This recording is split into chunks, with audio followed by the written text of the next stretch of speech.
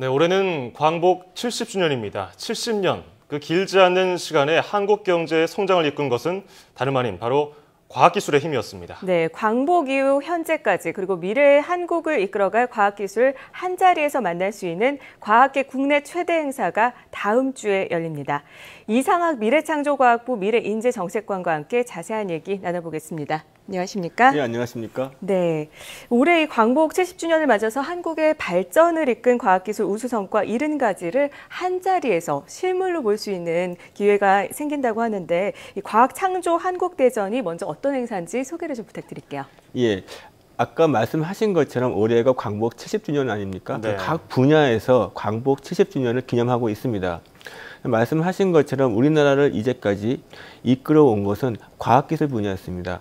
이번에 과학창조 한국대전은 지난 70년 동안에 과학기술이 어떠한 성과를 이루고 있었는가, 그리고 앞으로 30년, 즉 100년까지의 어떠한 성과가 있을 것인가를 보여주는 최대의 행사라고 할 수 있겠습니다. 네.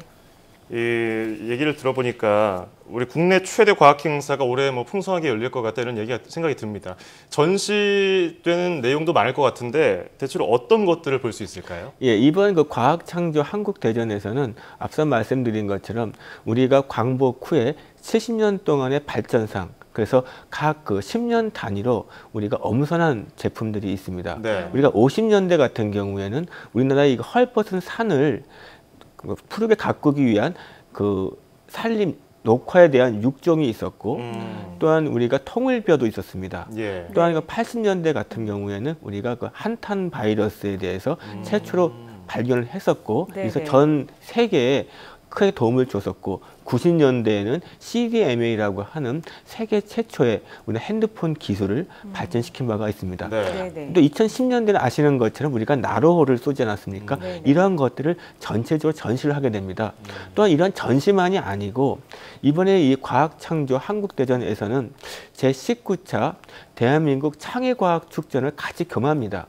이 창의과학축전은 그런 전시회만이 아니고 우리 그 초중고생들 그리고 일반인들이 자신의 어떠한 그 꿈과 끼, 이러한 창조 마인드를 보여주는 하나의 실험의 장입니다. 체험할 수도 있고 전국적으로 한 30만 명 정도의 학생과 학부모가 참여를 합니다. 제가 설명드릴 게 워낙 많은데 이게 킨텍스에서 하기 때문에 꼭 오시기 부탁드리겠습니다. 네, 30만 명이 참여를 한다니까 더욱 기대가 되는데요. 사실 과학은 과학자만 하는 게 아닌가 이런 생각을 하기도 해요. 근데 요즘에는 3D 프린터를 비롯해서 다양한 물건도 만들고 또 나만의 드론이나 앱도 개발하고 이렇기 때문에 아주 활동이 활발해지고 있는데 이런 창작자들이 많이 늘어난다면 정말로 획기적인 과학기술이나 그야말로 일명 대박 상품 이런 게 탄생할 수 있지 않을까요? 예, 맞습니다. 지금 우리나라가 사실 부전 자원이 이렇게 부족한 나라 아니겠습니까? 우리나라의 유일한 자원과 경쟁력은 인력에 있습니다. 그래서 이러한 그 인재를 개발해야 되는데 바로 이런 인재를 개발해서 새로운 창조적인 경제를 하자는 것이 바로 창조 경제이고 과학기술을 기반으로 해서 국민들의 창의력을 발전시켜보자. 그래서 이거를 위해서 저희가 전국에 한 40곳 정도의 무한 상상실이라고 해서 그러니까 일종의 집에 있는 게러지라고 차고라고 생각하면 됩니다. 쉽게 동네에 가서 이런 거 한번 만들어 봐야겠다. 이런 걸 하는 것이고 또한 전국 17군데에 창조경제혁신센터가 있습니다. 이런 곳을 통해서 저희가 메이커 운동, 해커톤, 그리고 각종 그 창작 대전 등을 통해서 새로운 아이디어가 있는 사람들은 누구나 와서 그리고 자기 아이디어를 제시를 하게 됩니다. 그러면 창조경제 타운 등을 통해서 멘토를 받게 되고 아까 말씀하신 것처럼 괜찮은 제품은 사업화, 그래서 정말 그 스티브 잡스처럼 대박이 될 수 있는 세계의 기업가가 될 수도 있게 꿈을 실현시키고자 합니다. 지금은 첫 단계지만 이것이 5년, 10년 쌓아가게 되면 우리나라의 경쟁력이 한 단계 더 그리고 향후의 100년까지를 책임질 수 있는 그러한 제품과 기술이 나올 거라고 믿습니다. 네, 그러니까 저 같은 사람도 무항상사실 가서 아이디어만 있으면 뭔가 하나를 해낼 수 있다 이런 말씀이신 것 같은데. 예, 그렇습니다. 그렇죠.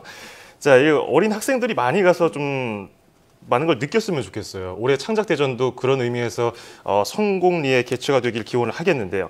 아까 말씀하신 것 중에서 이제 과학, 문화 그런 것들이 이제 사회 저변 쪽으로 이렇게 확대가 돼야 될 텐데 그러려면 이제 인재, 아까 잠깐 언급하셨어요. 인재가 정말 중요한 거 아닙니까? 그렇다면 이 사람을 제대로 키우기 위해서 어떤 정책들이 마련되고 있나요? 예, 저희가 그 인재 양성은 크게 두 가지 측면이 있습니다. 예. 우선 우리나라 국민 전체의 과학 문화 또는 과학 기술에 대한 하나의 인식을 높이는 것이 굉장히 중요합니다. 지금도 우리나라 국민들은 그 조선 때부터 또 그 전부터 첨성대 때부터 과학 기술에 대한 굉장히 이해가 있는 국민들입니다.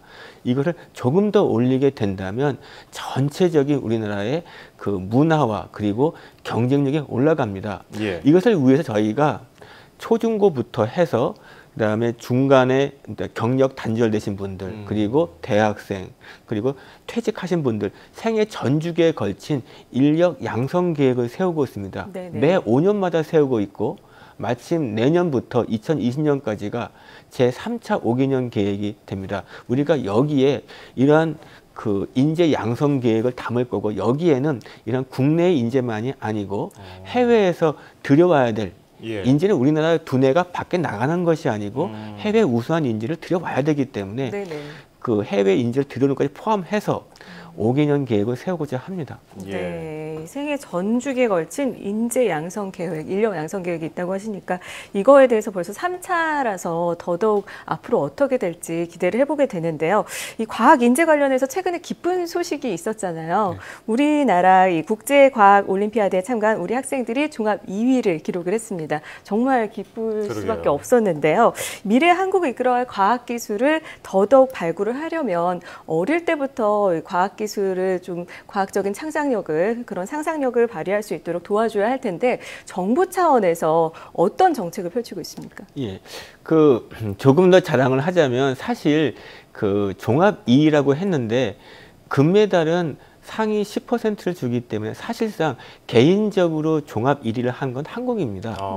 그래서 사실 이게 처음으로 우리가 이렇게 종합 1위를 했고 예. 이런 부분은 굉장히 이 친구들을 칭찬해도 아깝지 않습니다. 더 잘하야겠네요. 예, 또한 예. 물리만이 아니고 수학 같은 경우는 저희가 종합 3위를 했습니다.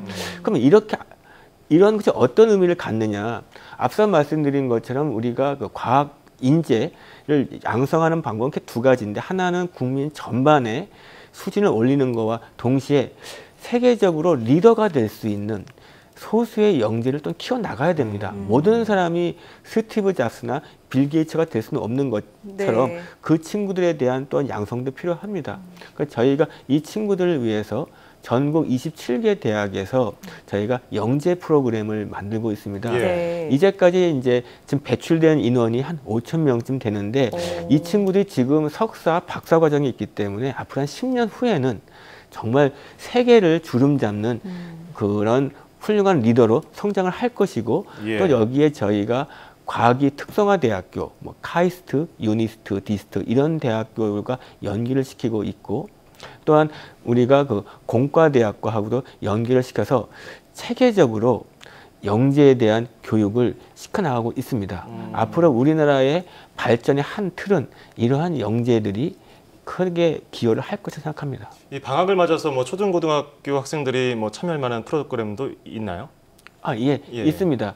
지금 이제 방과 후에 학교 밖 과학교실이 예, 또 예. 있고요. 앞서 말씀드린 것처럼 무한상상실에서도 하고 있고 또한 특히 이러한 그 영재 프로그램은 당연히 방학 때 또한 이루어집니다.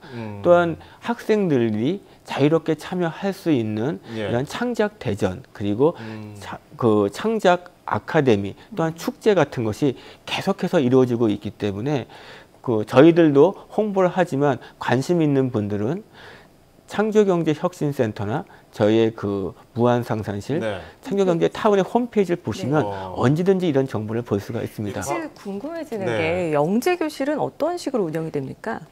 예. 그 지금 27개 대학에서 한다는 영재 교실 네네. 말씀하시는 거죠. 이 초중고생 중에서 이쪽 그러니까 수학이나 물리 또는 이제 정보 이런 쪽에 관심이 있는 친구들을 응모를 받아서 저희가 선발을 합니다. 그래서 그러면 여기에 각 대학에서 하나의 클래스를 만들고 여기에 그 대학에 관련된 교수분들 또는 이제 과학고등학교 선생님들이 오셔가지고 이 친구들과 주로 강의식, 일반적인 암기식이 아니라 실험 중심으로 그리고 원리에 대한 이해 중심으로 네. 하는 겁니다. 그래서 수업이라기보다는 하나의 같이 참여해서 즐기는, 그래서 과학이나 수학에 대해서 좀 더 흥미를 높이고 네. 아, 다음에 뭐가 더 궁금하지? 내가 더 이거 알아봐야 되겠다. 지적 자극을 주는 활동이라고 보시면 되겠습니다. 네, 요즘 뭐 과학 좋아하는 어린 학생들이나 부모님들이 이런 거에 큰 관심을 갖고 있으니까 참고를 하셨으면 좋을 것 같고요. 자, 얼마 전이었습니다. 지난주였는데 서울대 공대에서 우리가 너무 눈앞의 성과만 집착한 게 아니냐 하면서 자기 반성문을 내놨어요. 그렇다면 이 공대가 앞으로 잘 혁신을 하려면 어떤 부분을 좀 손봐야 될까요? 예, 그 서울대학교 공과대학에서 발표한 그 자료는 사실 그 백서는 반성이라고 하기보다는 그러니까 어떤 새롭게 이제 도약을 해야 되겠다라는 이제 하나의 그 실천 계획이라고 보시면 되겠습니다. 사실 그 서울대 공대를 포함한 우리나라의 대학교의 공대들은 이제까지 정말 많은 역할을 해왔습니다. 그렇죠.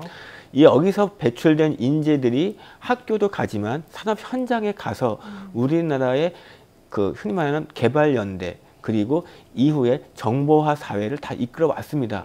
다만 그것이 이제 어느 정도 한계에 좀 와 있지 않느냐. 네, 그 네. 이유가 이제까지 저희가 이제 논문 같은 경우에 굉장히 우수한 논문들이 많이 나왔습니다. 네. 그런데 논문은 많이 나왔는데 실제로 그런 논문을 통해서 기술이 사업이 되는 거, 그러니까 뭐 사업화가 되는 부분은 참 약했습니다. 예. 네. 그렇다고 딱 잘못하면 공대가 그 상하탑 안에서만 머무는 것이 저 아니냐. 연구 자체로만 끝나면 아무 의미가 없으니까. 그렇습니다. 그래서 이제 새롭게 하고자 하는 것이 그러면 산업계 또는 경제계에서 필요로 하는 그러한 인재를 배출하자. 네. 그래서 흔히 말하는 학교와 기업 간의 미스매칭을 해소하자라는 쪽으로 가고자 하는 겁니다.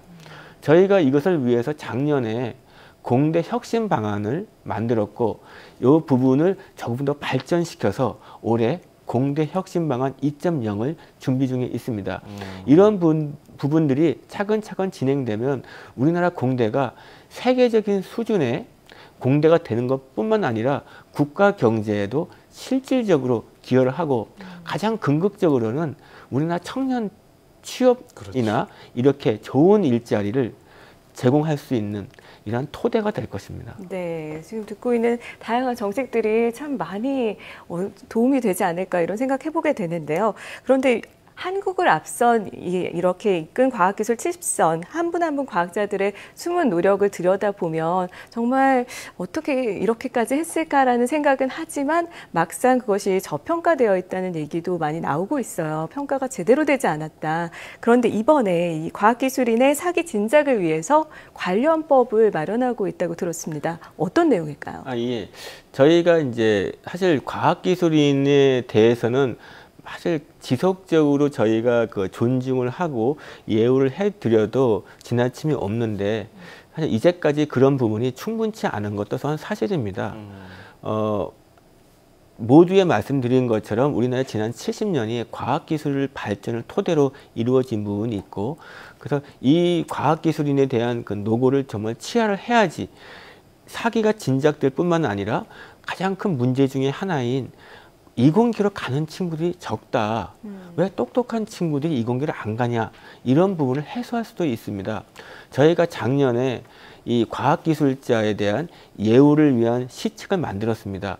그래서 이 시책을 통해서 보면 저희가 이분들이 사실 원하는 거는 어떠한 뭐 금전적인 이런 부분이 아니고 명예에 대한 부분입니다. 그래서 저희가 명예 전당 같은 것을 하고 또한 이분들의 그 노후에 단순히 그 노후를 편하게 보내시는 것만이 아니라 당신이 이제까지 쌓아왔던 과학 지식을 네네. 후배들한테 물려주면서 같이 활동할 수 있는 사이언스 빌리지 그리고 전 세계 과학자들과 교류도 하고 또한 과학기술의 새로운 한 차원의 더 심화된 연구를 할 수 있는 과학 컴플렉스 이런 부분들도 같이 하고 있습니다. 네네. 앞서 말씀하신 그 법은 그 국회에서 국회의원들께서 그 과학기술 사기 진작을 위해서 발의를 해주신 법이고 지금 저희가 이 법을 잘 다듬어서 그 정말 과학기술인을 위한 그 법이 될 수 있도록 같이 국회의원분들과 같이 노력하고 있습니다. 네. 자, 광복 70주년을 맞아서 우리나라 과학의 미래의 청사진을 한번 알아봤습니다. 자, 지금까지 이상학 미래창조과학부 미래인재정책관이었습니다. 오늘 말씀 고맙습니다. 예, 고맙습니다.